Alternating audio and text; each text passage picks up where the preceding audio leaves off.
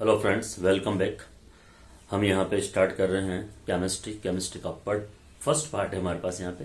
ठीक है, और मैंने आपके पास चैप्टर स्टार्ट कर रखा था पी ब्लॉक। ठीक है, पी ब्लॉक के अंदर हमने यहाँ पर ग्रुप 15 समूह 15 के जो एलिमेंट्स हैं उनके बारे में पढ़ लिया था। उनके जो यौगिक हैं उनके बारे में हम यहाँ पे पढ़ चुके थे। नाइट्रोजन के बारे में हम यहाँ कंप्लीट पढ़ चुके थे। अमोनिया के बारे में हम कंप्लीट पढ़ चुके थे और नाइट्रिक एसिड के बारे में हम यहाँ पे कंप्लीट पढ़ चुके थे। ठीक है बेटा, उसके बाद हम यहाँ पे आज स्टार्ट करेंगे ग्रुप 16 एलिमेंट, समूह 16 के तत्व। ठीक है, तो समूह 16 के तत्व कौन कौन से हैं? ऑक्सीजन, सल्फर, सिलीनियम, टेलोनियम और पोलोनियम। ये है ग्रुप 16 एलिमेंट, समूह 16 के तत्व। ठीक है, तो हम इसके बारे में यहाँ पे बात करेंगे। सबसे पहले बात करेंगे ये इनकी उपलब्धता की। ठीक है, ये कहाँ कहाँ पाए जाते हैं, फिर इनके परमाणु आकार, ठीक है, त्रिज्या, आयनन एंथैल्पी, विद्युत ऋणता, इलेक्ट्रॉन बंधुता, सबके बारे में हम यहाँ पे चर्चा करेंगे। तो समूह 16 के तत्व हैं ओ स्टाइल से टीपो। हम यहाँ पे इनका इलेक्ट्रॉनिक विन्यास भी लिख सकते हैं। आपको पता है कि ऑक्सीजन का इलेक्ट्रॉनिक विन्यास, ऑक्सीजन का परमाणु क्रमांक होता है 8। ठीक है, और इसका वंडर नंबर मैंने आपको बता रखा था 8, 18, 18 और 32। आपको ये ट्रिक है, ये याद रखनी ही पड़ेगी हमेशा, ये ध्यान रखिए आप। तो 8 में 8 ऐड करोगे तो 16, 16 जो है ये सल्फर का परमाणु क्रमांक होगा। अब आप 16 में 18 जोड़िए तो कितना हो जाएगा बेटा? 34, 34 सिलीनियम का परमाणु क्रमांक है। ठीक है, अब इसमें 8, 18, 18, 32। ठीक है, अब आप इसमें 18 जोड़िए वापस से। जब आप इसके अंदर वापस से 18 जोड़ोगे तो 52 टेलोनियम का परमाणु क्रमांक होगा। फिर 18 में 32 जोड़ोगे तो यहाँ पे आप देखिए 84 पोलोनियम का परमाणु क्रमांक होगा। अगर हम यहाँ पे नॉर्मली बात करें इनके इलेक्ट्रॉनिक विन्यास की, तो इनका इलेक्ट्रॉनिक विन्यास होता है NH2NP4। तो बेसिकली हम बात करेंगे इसको अष्टक पूरा करने के लिए। देखो 6 इलेक्ट्रॉन तो ही सही, 2 इलेक्ट्रॉन की रिक्वायरमेंट होगी जब इनका अष्टक पूरा होगा। तो इन सब छोटे छोटे टॉपिकों के बारे में हम यहाँ पे चर्चा करेंगे, सीखेंगे, बात करेंगे और आगे बढ़ेंगे। तो सबसे पहले मैं यहाँ पे फर्स्ट बात आपको समझा देता हूं, वो है इसकी उपलब्धता। ठीक है, तो यहाँ ये कहां कहां पे पाई जाती है। अगर हम बेसिकली बात यहां पे करें तो ऑक्सीजन नंबर 1 एलिमेंट है। अब नंबर 1 एलिमेंट्स का इन द सेंस क्या है कि अर्थ पृष्ठ पर भूपट्टिका पर सबसे अधिक मात्रा में पाया जाता है। भूपट्टिका पर लगभग 46.6% ऑक्सीजन पाई जाती है, इसलिए हम इसको नंबर 1 एलिमेंट के नाम से भी जानते हैं। और अगर मैं यहाँ आप लोगों से बात करूं वातावरण की, तो इन्वायरमेंट के अंदर ऑक्सीजन जो है ये आयतन का लगभग 21% या 20.94% पाया जाता है। तो फर्स्ट पॉइंट ये हो गया। दूसरा देखिए, जितने भी ऑक्साइड वाले सॉल्ट हैं तो उनको हम हीट करते हैं तो वहां से भी ऑक्सीजन क्या होती है बेटा? लिबरेंट होती है। तो ये कंपाउंड फॉर्म में भी पाई जाती है ऑक्सीजन गैस। ठीक है बेटा, चलो जी। उसके बाद हम बात करते हैं यहाँ पे सल्फर की। सल्फर की बात करें तो सल्फर जो है ये वातावरण में 0.03 से 0.1% तक उपलब्ध होती है। इसके अलावा सल्फर जो है जितने भी ये चरमराहट वाली जो वस्तुएं हैं, लहसुन है, सरसों है, इनके अंदर भी सल्फर की मात्रा पाई जाती है। सल्फर जो है ये लवण के फॉर्म में भी पाए जाते हैं। जिप्सम, ये देखिए कैल्शियम सल्फेट .H2O, एप्सम लवण, मैग्नीशियम सल्फेट का सॉल्ट है MgSO4, ये MgSO4.7H2O। ठीक है, बेराइटा, इन सब के अंदर क्या है? सल्फर की मात्रा पाई जाती है। वैसे हम सल्फर जो है हमारी बॉडी के अंदर प्रोटीन के फॉर्म में भी, प्रोटीन के साथ अटैच मिलता है, बालों में, मांसपेशियों में, इसमें भी सल्फर की मात्रा होती है। एक ज्वालामुखी के लाव में निकलने वाली जो गैस है उसके अंदर सल्फर जो है ये H2S, हाइड्रोजन सल्फाइड गैस के रूप में उपलब्ध होता है। ये है सल्फर की मात्रा। और ये सिलेनियम, टेलोनियम जो है ये हमें अल्प मात्रा में ट्रेसर के रूप में मिलते हैं। ठीक है, और ये पोलोनियम है, ये पोलोनियम है जो रेडियो एक्टिव तत्वों के साथ कंबाइंड फॉर्म में पाया जाता है। ठीक है, तो ये तो हो गई इन सबकी यहाँ पे उपलब्धता। इसके बाद हम यहाँ पे बात कर लेते हैं इलेक्ट्रॉनिक विन्यास की। तो इलेक्ट्रॉनिक विन्यास मैंने यहाँ पे कॉमनली आप लोगों के लिए लिख ही रखा है। इलेक्ट्रॉनिक विन्यास की बात अगर हम करते हैं तो आपको यहाँ पे ये देखना है कि इनके सबके बाह्यतम कोश में पी के अंदर 4 इलेक्ट्रॉन होंगे और आप एक एक स्टेप क्या है बढ़ते जाओगे। अगर मैं ऑक्सीजन की बात करता हूं तो ये 1s2, 2s2 और ये 2p4। ओके, ठीक है, हो गए 8। तो अब यहां से आप स्टार्ट कर दो 3s2 3p4, ठीक है। इसकी बात कर लो यहां पे 4s2 4p4, इसकी बात कर लीजिए आपको 5s2 5p4, और अगर मैं इसकी बात करूं तो 6s2 और 6p4 इनका इलेक्ट्रॉनिक कॉन्फ़िगरेशन होगा। सबके लास्ट के अंदर यहां पे कितने इलेक्ट्रॉन है? 6 इलेक्ट्रॉन है। तो इनको अष्टक पूरा करने के लिए मिनिमम 2 इलेक्ट्रॉन रिक्वायर्ड होगा। हम यहां पे और भी चर्चा करेंगे। अष्टक पूरा करने के लिए अगर 2 इलेक्ट्रॉन चाहिए तो इसका जो इनका ऑक्सीजन स्टेट होगा -2 होना चाहिए, ठीक है। लेकिन यहां पे इनका ऑक्सीजन स्टेट, ऑक्सीजन का -1 भी होता है, +1 भी होता है, +2 भी होता है, ठीक है। सल्फर का -2 +2 +4 +6 आपको देखने को मिलेगा। इसके बहुत सारे कंपाउंड है, ठीक है, जिनके सारे कंबाइन होता है, ठीक है। तो यहाँ सबके अलग अलग ऑक्सीडेशन स्टेट हमें देखने को मिलती है, ठीक है बेटा। अब हम यहाँ पे बात करेंगे परमाणु आकार और त्रिज्या की, ठीक है। तो गुणों में आवर्तिता के बाद हम यहाँ पे बात कर लेते हैं इनकी परमाणु आकार और त्रिज्या, आयनिक त्रिज्या।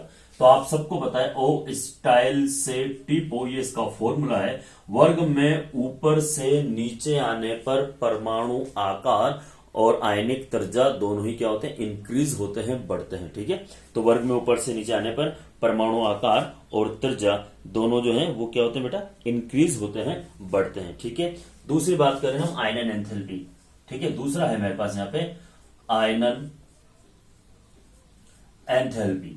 तो ये आयनन एंथैल्पी मैं आपको बहुत सी बार बता चुका हूं, आपको पता होना चाहिए कि आयनन एंथैल्पी होता क्या है। आयनाइजेशन एंथैल्पी होता क्या है? The amount of energy which is required to remove an electron off an atom of their outermost in isolated state, ठीक है।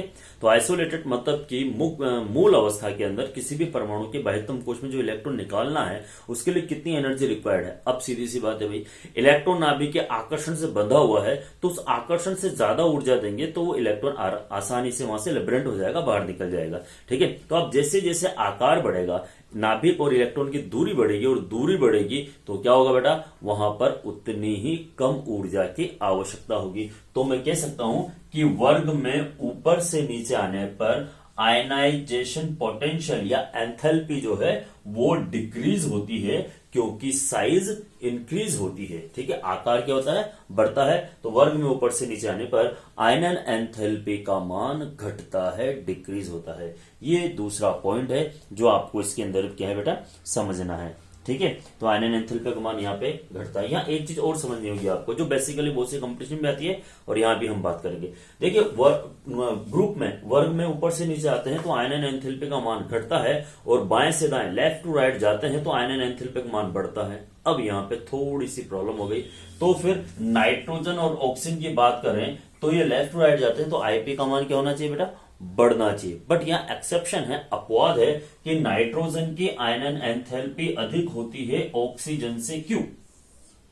नाइट्रोजन की आयनन एंथैल्पी का मान उच्च होता है, ठीक है, ऑक्सीजन से। क्यों? इसका कारण क्या है वो भी आपको यहां पे थोड़ा सा समझना पड़ेगा, ठीक है। देखो, जिसका अर्धपूरित विन्यास होता है उसमें से इलेक्ट्रॉन निकालने के लिए अपूर्ण की अपेक्षा अधिक ऊर्जा की आवश्यकता होती है। तो नाइट्रोजन का जो इलेक्ट्रॉनिक विन्यास है वो 2p3 होता है और इसका होता है 2p4। आपको पता है P के अंदर अधिकतम 6 इलेक्ट्रॉन होते हैं। अगर हम उसका हाफ कर दें, आधा कर दें, तो नंबर ऑफ इलेक्ट्रॉन्स कितने हो जाएंगे? 3, ठीक है। तो अर्धपूर्ण विन्यास हो गए। तो अर्धपूर्ण मतलब आधा। तो इसमें से इलेक्ट्रॉन निकालने के लिए P4 से या ऑक्सीजन से अधिक ऊर्जा की आवश्यकता होती है। ये क्वेश्चन आपको बहुत सी जगह देखने को भी मिलेगा कि साहब समूह 15 के तत्वों की या नाइट्रोजन की आयनन एंथैल्पी का मान ऑक्सीजन से अधिक होता है। क्यों? ठीक है। तो ये आपके पास उस चीज का आंसर है जो मैंने आपको यहां पे समझाया, ठीक है बेटा। तो ये भी आपको थोड़ा सा ध्यान में रखना पड़ेगा। चलो जी, अब हम यहाँ पे थोड़ी सी और बात कर लेते हैं आगे की, वो है इलेक्ट्रॉन लब्धि एंथैल्पी।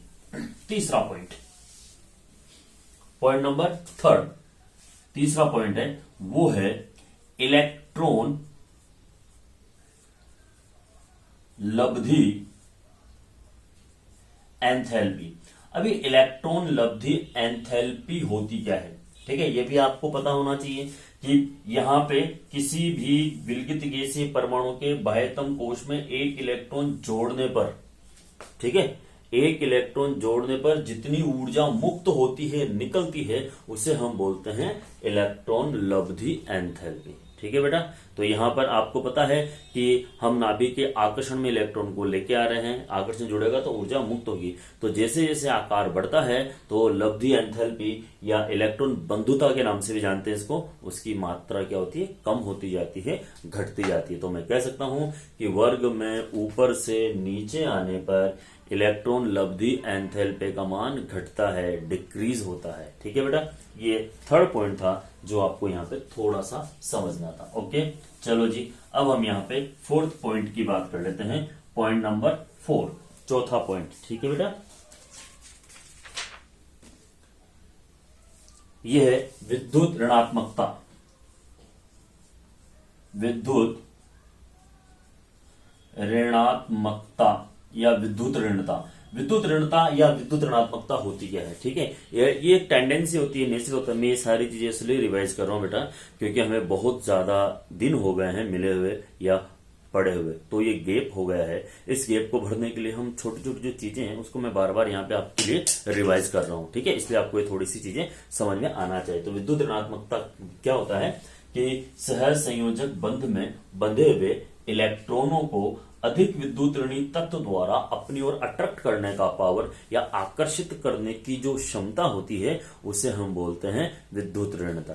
ठीक है, और लेफ्ट टू राइट जब बाएं से दाएं जाते हैं तो विद्युत ऋणता का मान क्या होता है, बढ़ता है, और वर्ग में ऊपर से नीचे आते हैं तो विद्युत ऋणता का मान क्या होता है, घटता है, क्योंकि इलेक्ट्रॉन बंधित इलेक्ट्रॉनों को या शेयर्ड इलेक्ट्रॉन को अट्रैक्ट करने का जो पावर है वो डिक्रीज होता जाता है टॉप टू बॉटम आने पर, वर्ग में ऊपर से नीचे आने पर। तो मैं यहां पे कह सकता हूं कि वर्ग में ऊपर से नीचे आने पर विद्युत ऋणात्मकता का मान या विद्युत ऋणता का मान या इलेक्ट्रोनेगेटिविटी का मान घटता है, डिक्रीज होता है। ठीक है बेटा, चलो जी, अब हम यहाँ पे आगे की बात करेंगे फिजिकल प्रॉपर्टी, भौतिक गुणधर्म की। ठीक है, चलो जी, ये एक पॉइंट है जो आपको समझना है, आप इसके नोट्स भी बना सकते हो घर पे। ठीक है, नेक्स्ट मेरे पास ये है भौतिक गुण, फिजिकल प्रॉपर्टी। ठीक है, भौतिक गुण की बात कर लेता हूं मैं आप लोगों से, फिजिकल प्रॉपर्टी की बात कर लेता हूं। ये देखिए, ओ स्टाइल से टीपो, ओ स्टाइल से टीपो, ये हमारे पास है। ठीक है, तो आपको ये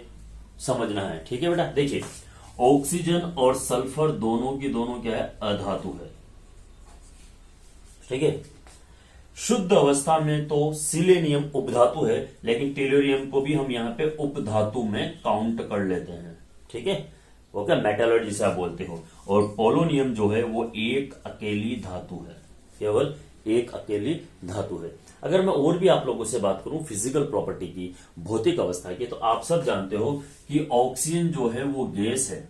ठीक है, और बाकी सबके सब क्या है बेटा, ठोस है, ठोस अवस्था में पाए जाते हैं सबके सब। पोलोनियम की बात करें तो ये एक रेडियो एक्टिव एलिमेंट्स होता है। मैंने आपको पहले भी बताया था कि पोलोनियम जो है ये एक रेडियो एक्टिव एलिमेंट है। ठीक है, अच्छा, अब दूसरी बात करूं आपसे, ये ऑक्सीजन जो है ये द्विपरमाणुक है, बाकी सबके सब क्या है, बहुपरमाणुक है। तो यहाँ पे आपको पता है सल्फर हमें S8 के रूप में मिलता है। आपको पता है सल्फर इस तरह से क्राउन शेप में पाया जाता है। ठीक है, सल्फर के अपर रूप में था ये, लेकिन इस बार आप लोगों के अपर रूप हटा दिए गए हैं, तो हम अपर रूपों के बारे में बात नहीं करेंगे। ठीक है, क्योंकि टाइम भी कम मिलेगा इसलिए। तो ये क्राउन शेप है एस, सल्फर इस तरह से एसिड, इसलिए आप सल्फर का जब भी अणुभार निकालते हो तो वहां पे एक सल्फर का 32 है और उसको 8 से इंटू करके लिखा हुआ होता है, उसका मेन कारण यही है। ठीक है ना, तो ये आपको समझ में आना चाहिए आपको थोड़ा सा। ठीक है बेटा, चलो जी, अब हम यहाँ पे इसके बाद बात करेंगे केमिकल श्रृंखलन के गुण की बात करेंगे। ठीक है, तो श्रृंखला बनाने की जो प्रवृत्ति है ऑक्सीजन में कम और सल्फर में ज्यादा पाई जाती है। ठीक है बेटा, और इसके अलावा हम थोड़ी सी बात और कर लेते हैं यहाँ पे केमिकल प्रॉपर्टी। ठीक है, रासायनिक गुणधर्म उसमें आएगी ऑक्सीकरण अवस्था, ये भौतिक गुण हो गए। अब हम बात करेंगे रासायनिक गुणधर्म, केमिकल प्रॉपर्टी, रासायनिक गुणधर्म।